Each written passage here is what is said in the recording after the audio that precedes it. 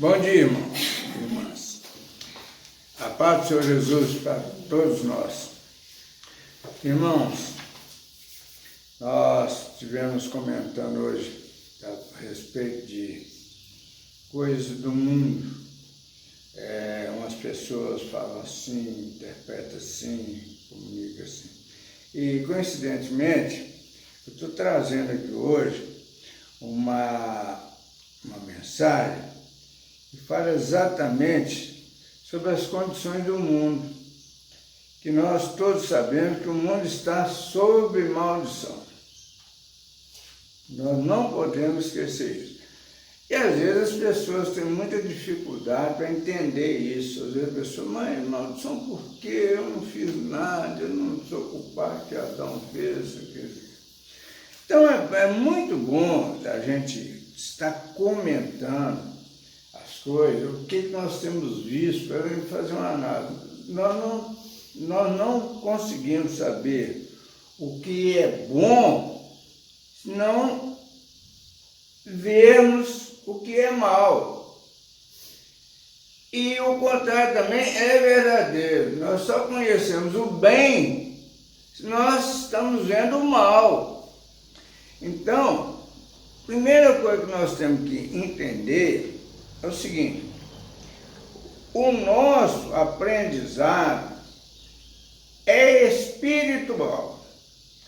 Foi falado aqui, e muito bem falado, o seguinte: não adianta você falar com Deus. A sua palavra vai até uma certa distância e ela desaparece. Por quê? É espiritual. Então, nós não precisamos estar orando com voz audível. Precisamos orar em espírito. Em espírito. Então, eu estava até vendo aqui esse primeiro hino que nós cantamos, ele é uma oração linda. Veja onde é. Diz aqui, ó.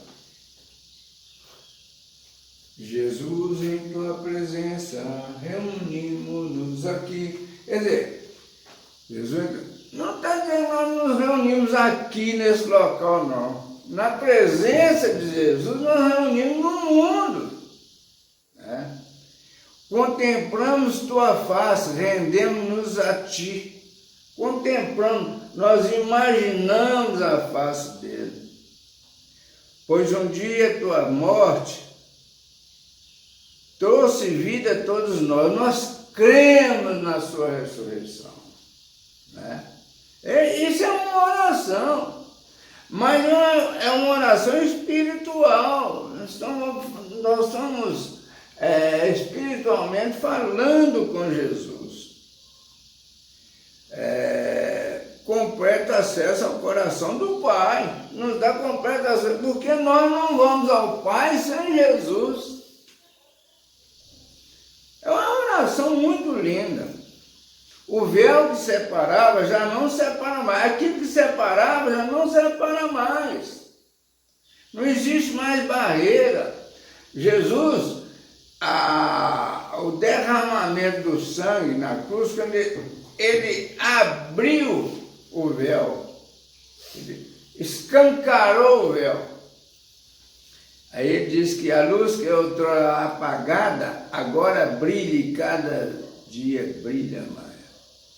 Só para te adorar e fazer o seu nome grande e te dar o louvor que é devido. Estamos nós aqui.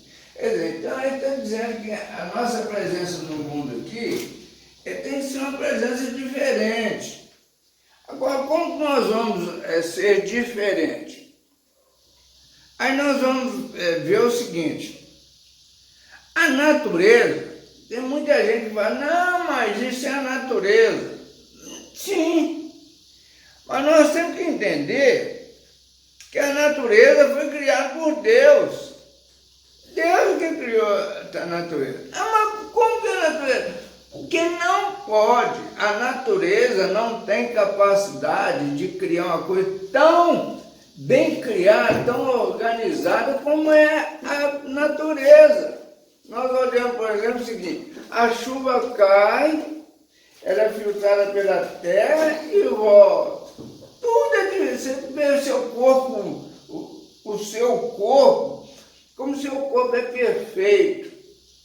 Seu coração, seu fígado, seu rim, tudo é perfeito. A voz, onde minha voz vai, as cordas vocais, cordas vocais. A sua visão, a sua audição, o seu tato, os seus sentidos, é uma coisa maravilhosa. Mas e o que é mais importante não é essa existência.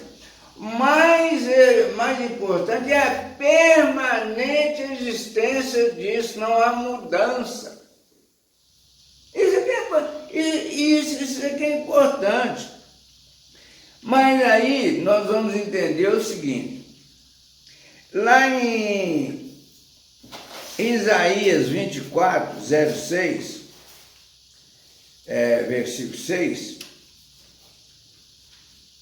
Isaías transmite uma mensagem que ele recebeu de Deus. Ele disse o seguinte, ele fala aqui, que Deus falou com ele, para ele transmitir, diz assim, por isso a maldição consome a terra, e os que habitam nela se tornam culpados. Por isso serão queimados os moradores da terra, e poucos homens restarão. O que está dizendo? O Isaías está dizendo que Deus deu uma explicação a respeito da maldição. Deus diz, ó Isaías, transmite ao povo que é a maldição. A maldição ela foi gerada por um pecado. A natureza, o mundo, não era para ser assim, mas devido ao pecado de Adão, ele foi expulso para a terra e na terra ele trouxe a maldição com ele. Aí que ele vai entender. Por isso, Isaías, a maldição consome a terra. Mas como que a maldição consome a terra? É simples. Nós vamos ver o seguinte, olha, nós temos vivido uma época que o meio ambiente é uma coisa terrível. Se nós começarmos a fazer uma análise do meio ambiente, os rios estão morrendo, tudo morrendo. É uma exploração da natureza, uma coisa impressionante. Quer dizer, está dizendo aqui que a maldição consome a terra. A maldição está consumindo tudo de bom que a terra tem. E os que habitam nela se tornam culpados. Eles se tornaram culpados pela maldição que Adão trouxe. E nós precisamos de aprender a fazer uma separação muito importante para a nossa vida. Nós, como humanos, nós somos carne. Mas nós temos a vida espiritual, que significa dizer que o Espírito veio habitar na carne. Você não nasceu espírito de carne, não. Nasceu carne. E recebeu o espírito de vida. Aí nós temos que procurar entender isso. E a própria natureza, o próprio mundo, nos descortina isso, nos mostra. Nós temos visto algumas coisas, por exemplo, alguns documentários, que nós já temos visto. O mundo é triste, umas coisas terríveis. Nós que nós estamos vivendo determinados problemas, nós podemos dizer que nós estamos no céu em vida. É muito sério. Então Isaías vem e faz essa transmissão desse aviso dessa mensagem que Deus fala aos povos. Por isso a maldição consome a terra. É pecado. E os que habitam nela se tornam culpados. Eles não são, pois se tornaram culpados. Por isso serão queimados os moradores da terra e poucos homens restarão. Quem está dizendo poucos homens restarão? Homem no sentido figurado, que é homem e mulher também. Mas é porque poucos serão salvos. Poucos serão salvos, porque aqueles que não forem salvos serão queimados, serão eliminados. Mas isso não é para nós apavorarmos, não, porque o que nós precisamos fazer é entender a nossa trajetória aqui na Terra e buscar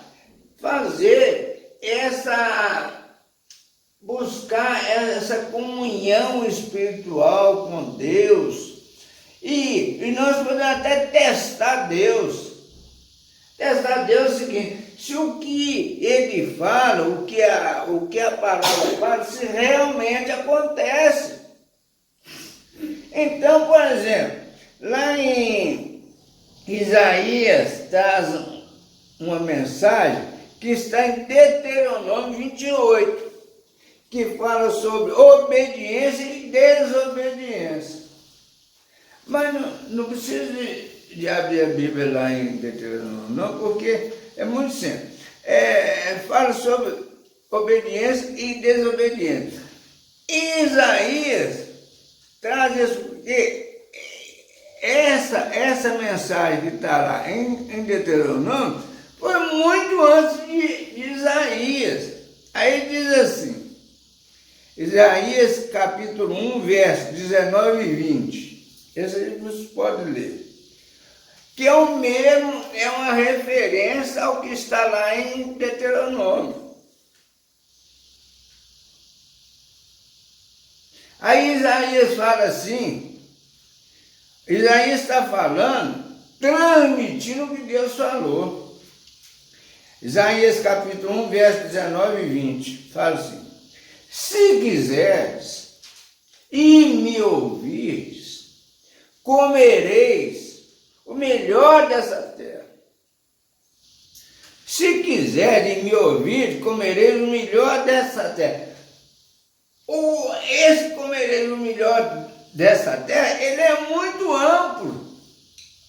Está dizendo que você vai ter uma vida boa, vai comer bem, vai viver bem, vai ter uma vida especial. Se quiser me ouvir, se fores obediente.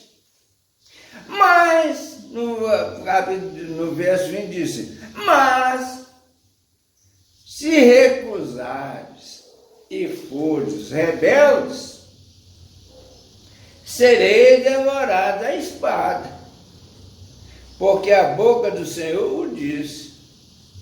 Está vendo como é que são as coisas? Agora, o que nós podemos fazer apesar da nossa pequenez, do nosso limite? Nós temos que observar, fazer uma comparação e tomar uma postura. Olha, mas se recusar e fores rebelde, serei devorado à espada, porque a boca do Senhor o diz. Quer dizer, dá uma opção aí para quem quiser fazer uma comparação. Concorda? Então Deus é maravilhoso. Mas como nós sempre ouvimos aí, mas a Bíblia foi escrita por homem? E foi, não tem dúvida, foi escrito por homem. Não foi escrito por animal, cavalo, burro, ninguém não. Foi por homem. Mas o que acontece? Não interessa como que ela foi escrita, o que interessa é o que ela é. É que se nós formos obedientes, lá no Evangelho tem uma parte que diz lá assim: se quiser, negue-se a si mesmo, deixe de existir e siga. Então, negue-se a si mesmo,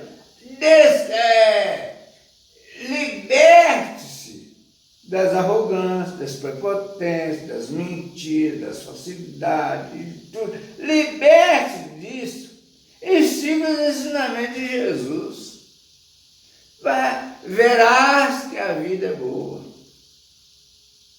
Que nós não fomos julgados aqui para padecer. Não, pelo contrário, aqui para viver bem. Então, meus irmãos, é o que nós estávamos falando. Nós temos de entender isso. Nós, como carne, como seres humanos, nós somos carne, já disse. É um espermatozoide, um óvulo. Nada além disso. Mas nós temos a vida espiritual, que a carne vai ficar, mas o espírito vai transpor para a vida eterna. Então, irmãos, nós temos de entender, nós como seres humanos,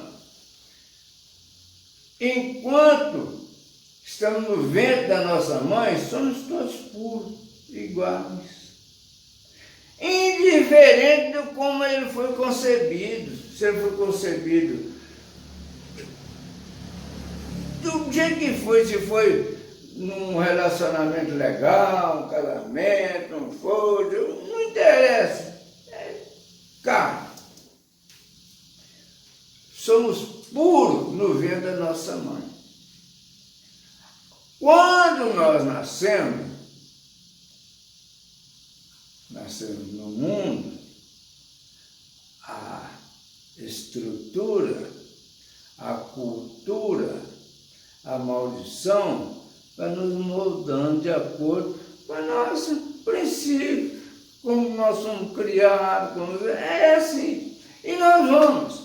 Agora, e aí nós vamos entender que estamos vindo de uma história desde o povo de Israel, que antes do povo de Israel já existia mundo, a própria Gênesis fala. Então depois você vem transformando, com os profetas ensinando, falando, ensinando. E nós vamos chegar no Evangelho de Cristo, na transformação muito interessante para todos nós. Aí nós vamos ver em Lucas, no capítulo 21, os versos 25 ao 28, fala sobre os ensinamentos de Jesus aos gentios. Ensinamentos de Jesus aos gentios. Quem são os gentios? Os gentios são aqueles que não são judeus. Porque Jesus, o Lucas aqui, por exemplo, ele é o ensinador do Evangelho aos gentios, porque Mateus ensinou para os judeus, Marcos ensinou para os gregos, mas João, que é o precursor, ele veio trazendo a mensagem que Jesus viria. Ele veio dizendo só que Jesus viria. Ó, fique atento que Jesus está chegando, o Salvador está chegando. Na chegada do Salvador, que aqui na tarde o Salvador chegou, que Jesus chegou, e o Jesus, na pregação de Jesus, o Mateus foi transmitir esse ensinamento para os judeus, o Marcos o grego e o Lucas, para muito além. Lucas veio trazer para nós aqui, que estamos aqui perdidos, ele vem trazer essa mensagem, e no capítulo 21, no verso 25 ao 28, ele fala o seguinte: não adianta querer ver de outra forma, porque não tem outra forma para servir, não. O que Deus falou para vocês, porque Jesus não sei o que, isso não. Para começar, nós não temos que falar nada com Jesus, nós temos que espiritual. Espiritual. Aí o Lucas faz um comentário, um ensinamento a respeito da vinda do Filho do Homem. Lucas 21, 25 ao 28. E ele diz assim: haverá sinais no sol, na lua e nas estrelas, sobre a terra, angústia entre as nações em perplexidade por causa do bramido do mar e das ondas. Vamos decifrar isso aqui. Está dizendo assim, ó, haverá sinais no sol. Há sinal no sol. O sol, cada dia é diferente. Ele muda, mas vem todos os dias. Na lua e nas estrelas. Na lua e nas estrelas também tem sinais. Sobre a terra também tem sinais. E nós estamos vendo sinais na terra. Uma corrupção terrível, uma violência terrível, acabando-se com o meio ambiente, duro, difícil de uma desigualdade terrível, uma escravidão terrível. Está na terra. Angústia entre as nações. As nações andam brigando na Hungria, como é que chama essa? Ucrânia, não sei o quê, na China, meio da China, meio não sei o quê. É um rolo, é angústia entre as nações, em perplexidade por causa do bramido do mar e das ondas. Quer dizer, bramido do mar e das ondas. Esses comentários, isso aqui, é todo mundo maluco. No 26, no verso 26, continua dizendo, achou, Fatinha? No verso 26 diz assim: haverá homens que desmaiarão de terror, de medo, e pela expectativa das coisas que sobrevirão ao mundo. Gente, todos nós estamos, quando nós recebemos a salvação em Cristo Jesus, não há mais razão para desmaiarmos pela expectativa das coisas que sobrevirão ao mundo.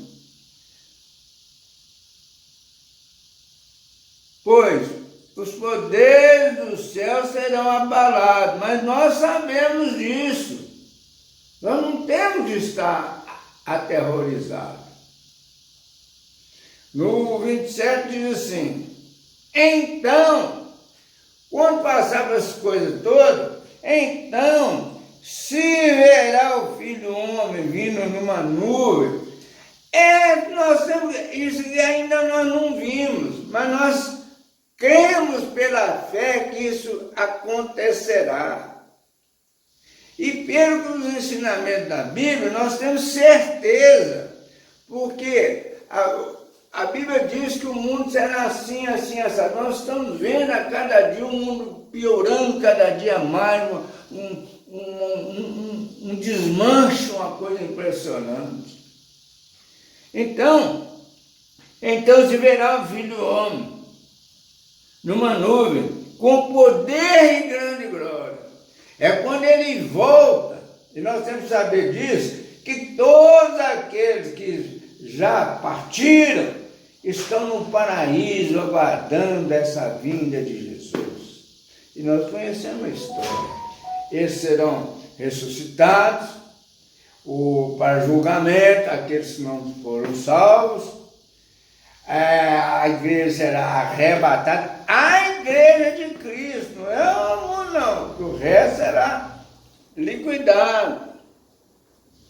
Aí diz assim, 28, ora, ao começar essas coisas a suceder, exultai e erguei a vossa cabeça. Erguei a cabeça, não tenha medo, porque a vossa redenção se aproxima. O que quer dizer aqui? Como nós estamos vendo essa perplexidade toda, esse terror todo, se nós estamos caminhando diferente, nós estamos pressentindo a nossa redenção. Isso é uma coisa muito pessoal, que cada um de nós podemos aquilatar isso e viver uma vida diferente. Isso que é o ensinamento do Evangelho. E o Evangelho independe de terceiro. Ele é individual e pessoal.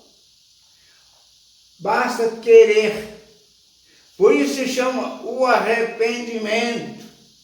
É quando nós sentimos no nosso coração a necessidade de mudança.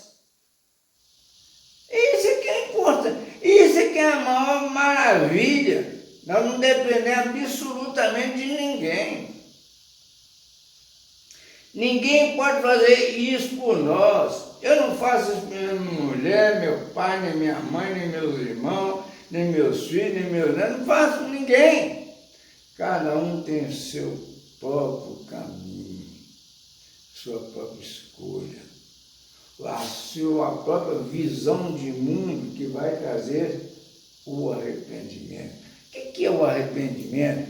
É uma palavra muito difícil, porque nós entendemos como arrependimento é outra coisa. Quando nós fazemos uma coisa que queremos desfazer. Mas isso é questão linguística. O arrependimento é você sentir no coração que o seu caminho é um caminho errado. Você precisa buscar um outro caminho. Esse é o toque do Espírito Santo. Que a palavra diz que, Deus diz que não foste vós que procuraste a mim, mas eu procurei a vós. Meus irmãos, fica essa palavra para a nossa meditação, nosso entendimento, na certeza que está nas nossas mãos, nós podemos viver vida diferente, a vida de paz, de harmonia, viver o céu aqui e agora. Ou, caso da desobediência, viver o inferno aqui e agora. Fica essa palavra para a nossa meditação, em nome de Jesus.